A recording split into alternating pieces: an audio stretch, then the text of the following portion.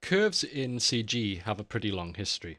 As you can imagine, there are many circumstances where a curve shape is needed in any kind of 3D software.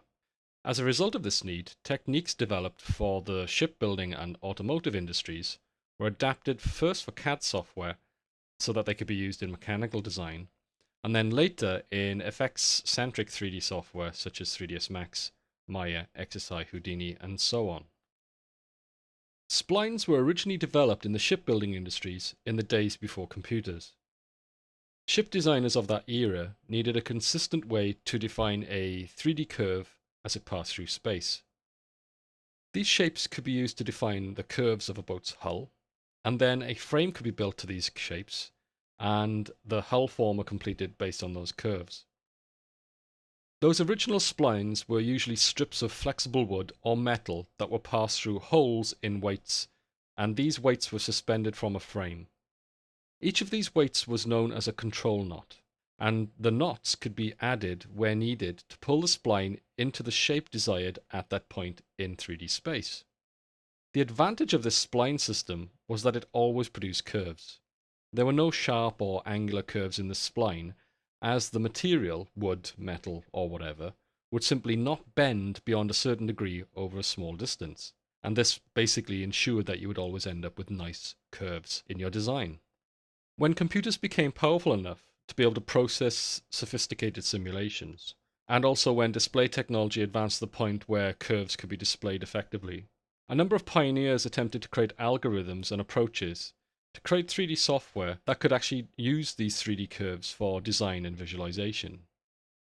These pioneers went on to develop the first computer-aided design software, and CAD software in the automotive and architecture industries were one of the original compelling uses of computer power in design.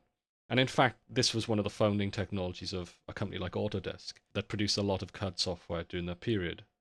A number of different approaches were developed during that period to actually simulate these curves. And these technologies included approaches like splines and also NURBS.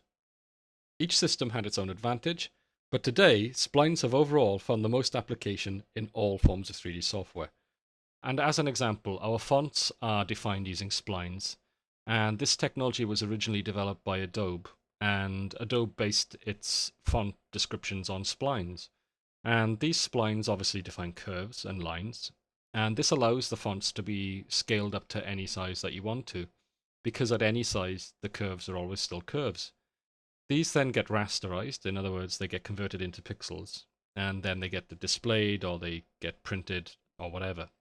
And also, splines are used in other software. For instance, if you look at a package like Photoshop, generally Photoshop is designed to work with pixels. You'll be working with pixels in different ways. But the text in Photoshop is, again, based on Adobe fonts, and those fonts are splines. You can also create shapes, and those shapes are actually based on splines as well, circles, squares, rectangles, and also custom shapes. You can create custom shapes, and again, they're based on splines. And also, if you look at a package like Illustrator, again from Adobe, Illustrator is completely based on using spline curves.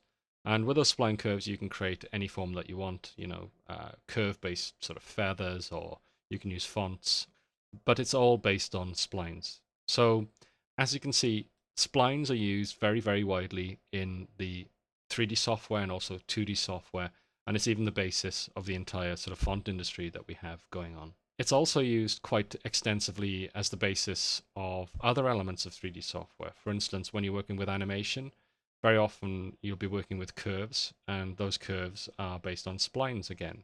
So it's pretty much ubiquitous as a technology in 3D and 2D software. Let's move on now, and in the next chapter, we're going to actually look at Bezier curves in a little bit more detail.